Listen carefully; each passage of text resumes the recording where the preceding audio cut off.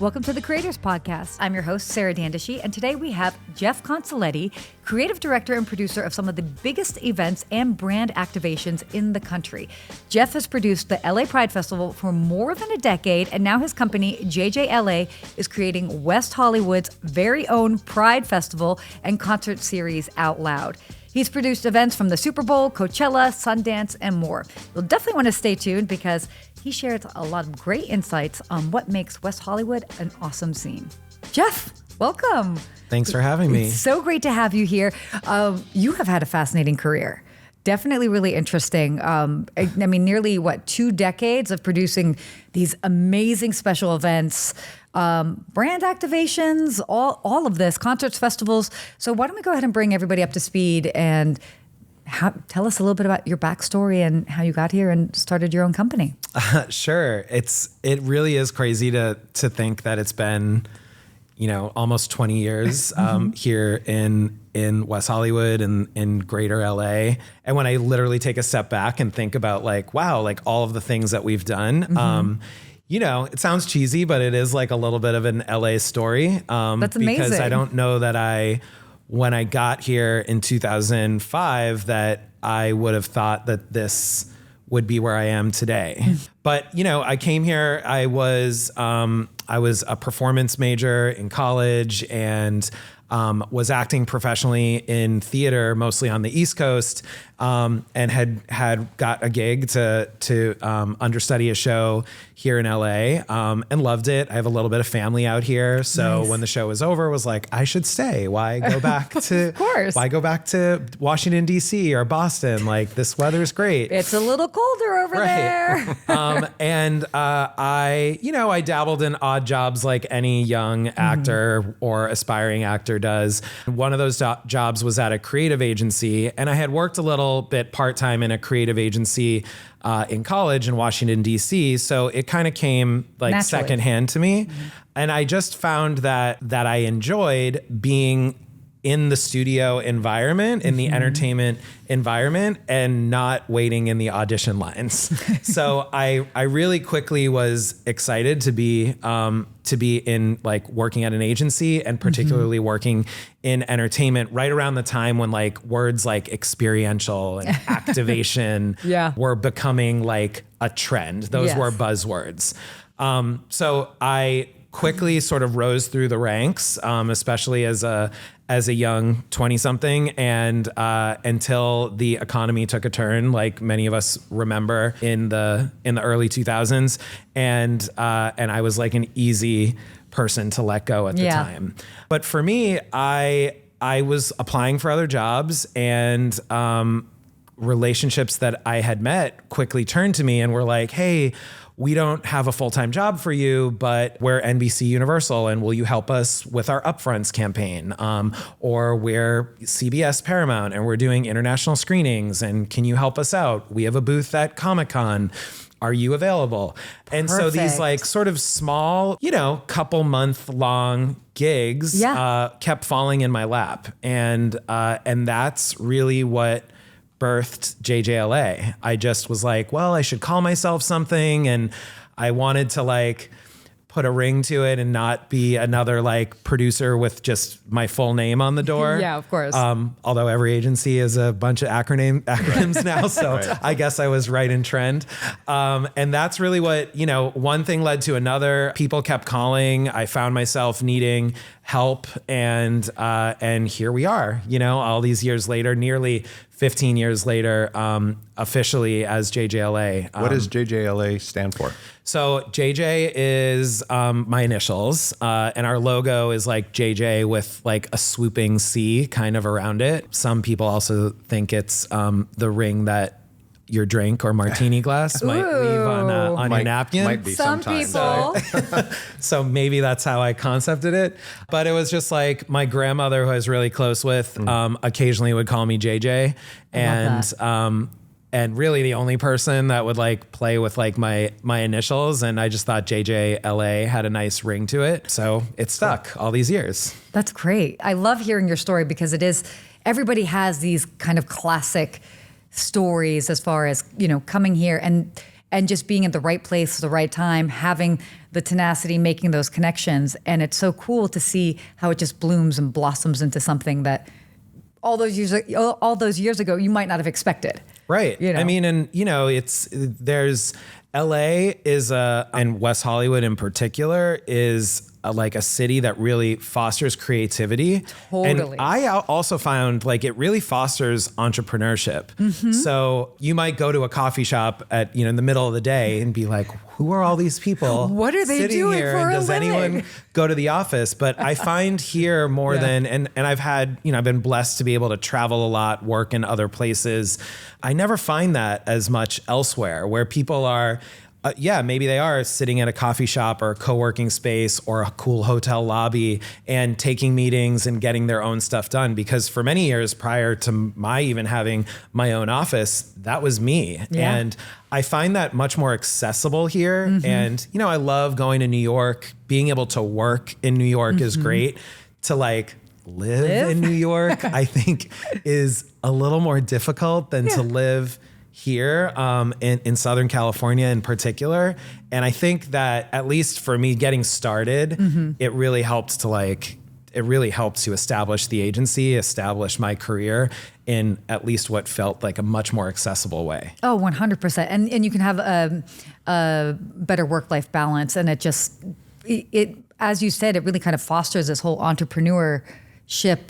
There are a lot of entrepreneurs here, and so you can have that sort of kinship with a lot of people around. Right. I want to hear a little bit of your backstory because you've worked with LA Pride for quite some time. You were executive producer for over 10 years. What was that journey like to see it evolve? Kind of simultaneous to launching the agency, I was like, I should get involved with my community more, and I should get involved with causes that I believe in. So I'm gay, and I really wanted to make sure that for JJLA and all of the work that we do, that we are paying attention to work for social good.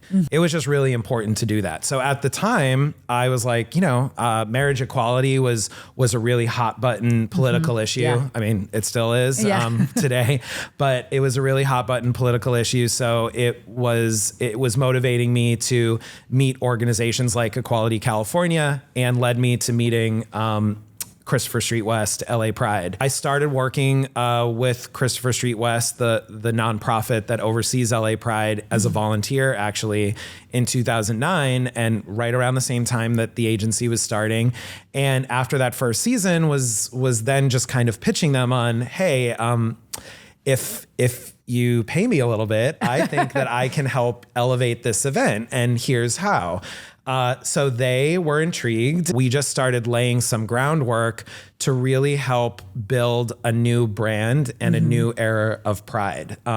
2010 was their 40th anniversary. Amazing. We completely redesigned and reflipped the festival concept. We really integrated into the West Hollywood community, I think more so. So we were trying to peel back the curtain a little bit of what the org was and how they integrated into West Hollywood. And I found that that worked. For at least really establishing LA Pride in a new way. And between the years of 2015, 2016, and 2019, we helped the organization realize double-digit growth in ticket sales, in attendance, in sponsorship revenue, and really helped to create a brand new vision for them. Pride, especially in West Hollywood, I mean, it's so iconic and known throughout the country. So, I mean, to have this evolution, and now really exciting is just last year, you launched the first inaugural West Hollywood Pride. Yeah. And so I want to hear about this and OUTLOUD Festival, all of that. So what was that like last year? And then what's in store for this year? Yeah. So all of our work with Pride was, it's been really important to me because I've met so many more queer people. And by queer, I mean everyone across the rainbow spectrum, right? LGBTQIA++++, everyone. And it's really special to just hear and see everyone's story. Everyone within this incredible community has has a different journey to get there. Some really positive and some not so great. Also, these are people, many of which are aspiring artists. And it was always very important to me with LA Pride and with the many other Pride events that we've worked on all over the country to make sure that we weren't just booking artists that were like big name artists that maybe aren't walking the walk for the community. We wanted to showcase rising queer artists and give them a platform, particularly a mainstream platform on a main stage at a big event like an LA Pride in West Hollywood to showcase their talent. And I wanted to do that outside of just Pride season and having a client like a CSW or a City of West Hollywood ask me to do that. We created this music festival called OUTLOUD, and OUTLOUD does just that. It really champions rising queer artists, and we try to make sure that we're creating programming in safe queer spaces and bringing queer audiences to those spaces to enjoy it. So of course it means the doors are open for anyone that's supportive in the community, but that is really like our benchmark, like getting queer voices in front of people, queer people in particular, in really safe queer spaces. So when West Hollywood was launching their own Pride event and wanted concepts of how producers would approach this, it was twofold for me. One, there was a brand development strategy that I wanted to put in place, less about like, is West Hollywood a safe queer community? Because luckily it's known as that. It is that, yes. It's already kind of a global LGBTQ destination. So that was great, but how do you tie in the pride of it all and make sure that's accessible? And number two, how do we create a music festival that it can anchor around? Well, we had the music festival and it being able to kind of establish that as one of the flagship pieces of programming for WeHo Pride, and then working in hand with the city, with the business community, with the incredible partners. I mean, West Hollywood is such a dynamic place where everyone wants to participate. Totally. So if you open the doors to finding ways to get them involved, I was initially nervous, and I mean, it was like literally the floodgates opened. Everyone wanted to find a way on how to host an event at their venue or participate in the parade, or how could they talk about their cause or their business or sell something at our street fair. And then we were, same thing, just anchoring around bringing some really notable and really exciting rising talent to a main stage in the park. That's amazing. So what do we have in store for us this year? So this year, the pandemic is mixed in with all of this. Yeah, so of as course. OUTLOUD launched, we really created and kind of established the brand online. And it was just great timing where our 22 event last year was our first, ticketed event, but it was still a little bit post-COVID, right? Last summer. And this year, even more so, feels like we are back. Yes. So this year, we're bringing Grace Jones, which, legendary. Yes. Orville Peck, all the buzz right now as a rising queer gay country musician. Of the icon, Carly Rae Jepsen, who's been a really strong ally in the community. A kind of a throwback act, Passion Pit, who has had his own journey in exploring just bisexuality and his own queerness, and speaks really consistently about mental health issues, which is something that's very important to this community. So those four artists as our four headliners, along with 40 other really exciting, rising and established queer artists on our main stage. So that's over 2 days, the first weekend of June. That's going to be so exciting. I mean, and I know just, being a resident and being around here, I mean, the energy that's in West Hollywood at that time is always so vibrant and exciting and positive. So it's so cool to see it. I mean, it really is a celebration.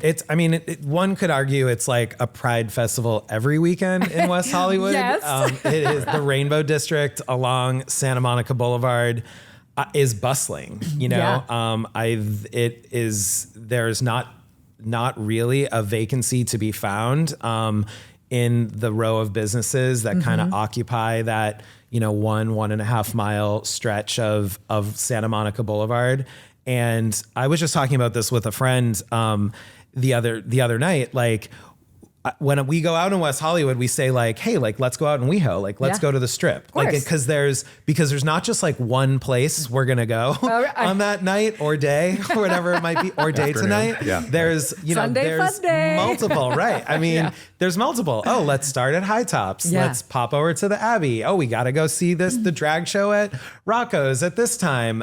There's a new great bar that I love, my friend's own, called Schmitty's, which is just like, it's like a neighborhood little, like, it feels like more low key, but it's definitely not low key when you're there. It's just like a friendly, cheers type of environment where everyone that's in there. So there's no shortage of places to go, and the Rainbow District creates that destination that literally feels it is busy inherently every Friday, Saturday, Sunday. 100%. Jeff, I wanted to ask you about, because West Hollywood Pride is now different than LA Pride, right? And I keep calling WeHo Pride like the OG, because as you said, it kind of started here. It lives that kind of all of the time. But just for people who are listening who may not understand the difference between those things, I think it'd be good to just talk about that a little bit, how those things are different and how West Hollywood really kicks off Pride season, I guess. I mean, first of all, there's no Pride in Los Angeles, period, without West Hollywood. It even predates the city's incorporation. West Hollywood was this neighborhood that just fostered creativity. It fostered the person that needed to be heard. So whether that's, West Hollywood has a rich story when it comes to drag, when it comes to rock and roll, when it comes to immigrants, there's, and in this little teeny tiny city, there's like all of these communities that really kind of anchor around what West Hollywood has provided to them. And the LGBTQ movement is no exception. So anytime there's been a big issue or something big, particularly, for my community, West Hollywood as a city entity, as government officials, as people, take to the streets, take to the park, and make themselves heard. So that is what puts WeHo on the map. So when people have thought of LA Pride, like, LA anchored in West Hollywood for many years. And now for West Hollywood to celebrate its own Pride, it for me, the inspiration is really creating a global destination event. So we're already a global destination. How do we now anchor around Pride season? And it felt very special to us, because there's many Prides that happen all over the country in the month of June.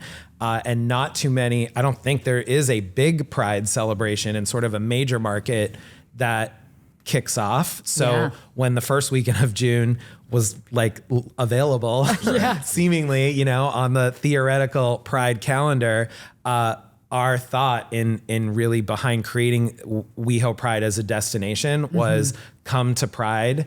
Pride starts here, and stay for Pride wherever that means for you, all over the country. So whether it means continuing on to the LA Pride festivities that they host in other parts of the city, or moving down to Long Beach, or going up the coast to San Francisco, these are all other Pride events that you can find right here in California, or, hop on easy flights to Chicago or DC or New York and check out what's happening on the East Coast. I love the symbolism of that it starts here. Yes. You know what I mean? I talk all the time about West Hollywood being really kind of the place where everything starts. One of our former mayors used to say that West Hollywood exports culture, where a lot of other destinations actually consume it. And it's kind of the same thing you're talking about. It's it's like it starts here and then it goes from there. It's really, it's not lost on me that we kind of set the tone and set the trend. And, even beyond just what we're doing for Pride, it's like, fashion is starting here, music is starting here. Who know artists, and we work with artists all the time. And I really see an artist trajectory take off because they're playing at the Troubadour. It's a stop on every artist list, That's just like setting that tone and knowing that what we're putting out there is we're setting an example. And I always want that to be the right example, like a positive example of inclusivity, acceptance, equality, like that we're not just doing something to do it. We're doing something with meaning behind it. It's not just a party, but there's a lot more meaning to it. Would you have any insider tips on maybe the best way to navigate Pride in West Hollywood for those that maybe they've never been here in person before? Yeah, I mean, the exciting part is you can, take your Uber or Lyft from the airport and come to your hotel in West Hollywood and not have to be in a car again for the activities of at least that whole weekend. Did we coach you on this? That's exactly what we say when we're going internationally. We say you don't need a car when you come here. That's so true. You don't need a car really true in story. WeHo. And certainly for WeHo Pride weekend, in fact, you probably don't want a car because we close many streets. So it's more problematic to kind of get around WeHo on four wheels. So use your 2 feet, 2 legs, however you want to, however you get around. What I also love about West Hollywood is there's a lot of different hotels and they're all fabulous, but it doesn't mean that you need to spend high rates. I mean, you can and stay really high end at great stylish properties like the Pendry or the Edition or, my classic favorite, the Sunset Tower, stop in for a martini there. But, you can find these great hotels that are accessible and equally as stylish in places like the Hotel Ziggy, which has been very supportive of Pride. Their sister property, the Chamberlain, which is a place where I put my family anytime they come to visit me wherever, just because they are treated like they live there and it's a great accessible, it's easy. And then you can simply walk up or down a block and you're on a major thoroughfare, whether it's Sunset or Santa Monica or Melrose, where you can find anything you want. You can find grab and go quick bites to eat, a great coffee shop, cool places to shop and, pick up something. Of course, plenty of places to eat and drink and grab a cocktail and unwind, many of which, people come to West Hollywood to sit out in the sunshine. Totally. And you can sit out in the sunshine. It's few and far between the places that these days haven't extended their patios out in front or have some sort of special outdoor seating area within their place. Yeah. I mean, there's so much that's going on and it again, is this vibrant destination. I love the walker-friendly aspect of it. It's walking, dancing. I mean, the programming for Pride, dance, come to the concert, come to Out Loud. But there's free programming all weekend long on Santa Monica Boulevard. Hundreds of exhibitor and sponsor activations, 3 stages on Santa Monica Boulevard with DJs and local talent. And of course, the iconic WeHo Pride Parade, which we have a lot of surprises to unveil still this season, but is always very celebrity forward and organization forward. So we produce that parade like the show that West Hollywood is. Oh, I love that. So, okay, switching gears a little bit, any hidden gems here that you really love that might not be... maybe not everybody knows about, or maybe it's just like a cozy coffee shop or something that you just love, a hidden gem for you. Yeah, my new favorite coffee shop is Miss Melbourne. And I've recently had the Australia bug. I was in Sydney for Sydney World Pride and then went to Melbourne. But known for their coffee. Yeah, known for their coffee. And prior to that, I had discovered Miss Melbourne coffee here, and there's 2 locations in WeHo, and it's tasty, it's good, and it's it's my new favorite little place to have a morning meeting. Speaking of morning meetings, Joey's has been my go-to breakfast place for the nearly 20 years I've lived in the same neighborhood. My new favorite dinner spot is Great White. But I guess also I'm on also the for Aussie, breakfast too. I'm on the Aussie bug right now. Yes, right. That's but again, funny. I mean, that you bring up a great point because we do have a lot of Australians that come here, but then also a lot that end up living here and moving for here. sure. Australia's are always top 3 international markets. Cool. For sure. Yeah, I mean, Great White, the pizza there is awesome. Cicconi's is a long-standing classic staple in West Hollywood that is great from day to night. I love Laurel Hardware for really, they have a really great mixology program, Tasty Bites. It's a great place to kind of start the night and then hop on WeHo's free trolley that takes you right down the street to the Rainbow District to continue your night. I would love to just mention that because I think the WeHo trolley, it's so awesome. I have never seen that in any other city.